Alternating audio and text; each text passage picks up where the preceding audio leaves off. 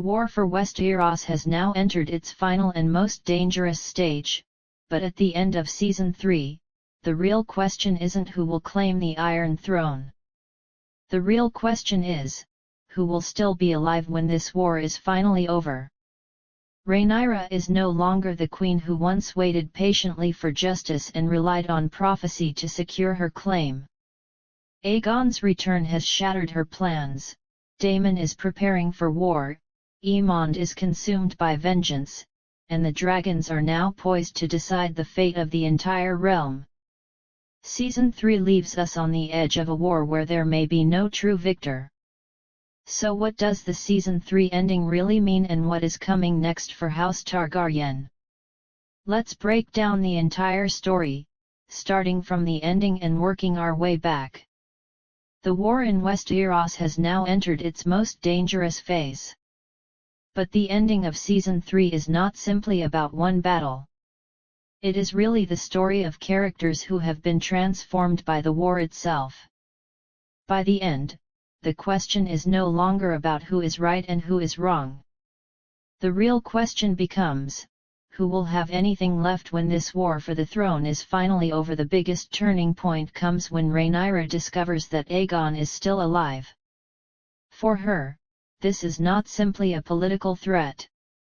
With Aegon's return, her enemies now have a king they can present as a sacred and chosen ruler. The prophecy and her belief in her own right to rule are suddenly challenged in a completely different way. And that is why Rhaenyra is no longer the same woman by the end. She realizes that if she wants to win this war, she must become much harder in the dangerous game of power. That is why the murder of the High Septon is such an important moment. It is not simply the death of one man.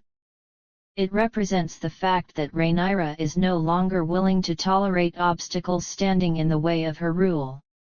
She is no longer simply trying to claim the throne. She is ready to take it. And that becomes the biggest transformation in her character. Another important part of the ending is Mysaria. For a long time, Mysaria has been Rhaenyra's confidant and moral guide. But as Rhaenyra moves closer to absolute power, their paths begin to separate. Rhaenyra has now chosen Daemon. And she has decided to take the war all the way to the end. For Mysaria, this transformation is deeply painful because she begins to feel that the woman she once knew has been changed by power. The story raises an important question here. Does a person who gains power eventually become the very thing they once fought against? Rhaenyra's ending makes that question even more powerful. Daemon has been preparing for war throughout the entire season. And by the end, he finally gets the opportunity he has been waiting for. For Daemon, war is not simply about politics. The battlefield is where he feels most alive. But now the situation has become far more dangerous, because the Dance of the Dragons is no longer simply a war between armies. The real power now belongs to the dragons. Whoever controls the most powerful dragons can change the entire course of the battlefield. That is why the ending gives us a clear indication of what comes next. The dragons, more than the armies, will decide who controls Westeros. Another interesting part of the ending is the conflict between Ulf and Aemond. At first, it appears to be a relatively minor incident. But Ulf's humiliation reignites the anger inside him. Aemond believes that he is controlling Ulf. In reality, he is making his enemy even more dangerous. The series makes an important point here.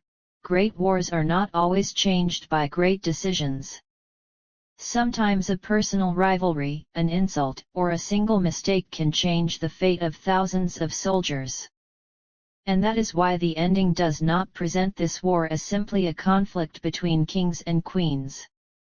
It is also the result of ordinary human emotions. The situation becomes complicated for Aemond as well.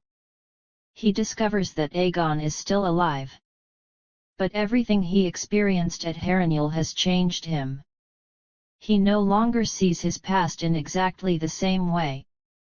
Now he faces two different paths, Aegon and his family, or Allies and the new life he had imagined for himself. But there is still another powerful emotion inside Aemond, revenge. That is why his next decision could become extremely important. If he returns to Aegon, the war could become even more brutal. But if he chooses his new path, another major crisis could emerge within the Targaryen family. Helaena's story is perhaps one of the most mysterious parts of the ending. Her dreams and visions have represented a different kind of power throughout the story. But her situation now shows that the Targaryen family was never dependent only on warriors and dragons. The Dreamers were also an important part of the family's future. What happens to Helaena suggests that the Targaryens are losing one of their rarest abilities. And that could have very dark consequences for the days ahead. Ultimately, the ending of Season 3 does not show a victory for any single character. Instead, it shows how the war has changed everyone. Rhaenyra has become harder. Daemon is completely prepared for war. Aemond is consumed by revenge. Aegon has returned to the battlefield. And Helaena's fate has become a dark warning for the future of the Targaryen dynasty. Meanwhile, ordinary people are paying the price for this war. The people fighting for the throne may eventually gain power, but who will pay the price for that power? The ordinary people of Westeros. Season 3's ending makes one thing very clear: the Dance of the Dragons is now entering its final and most devastating phase. The question is no longer simply whether Rhaenyra or Aegon will claim the throne. The real questions are: who will have the dragons, which dragons will fight against each other, and when this war is finally over, which members of the Targaryen family will still be alive, because there may be no true winner in this war. On one side stands the throne, on the other side stand the dragons, and between them is a kingdom being destroyed by a war among its own rulers. The real message of Season 3's ending is simple: a throne can be won, a war can be won, but if everything is lost along the way, one question will always remain: who really won in the end?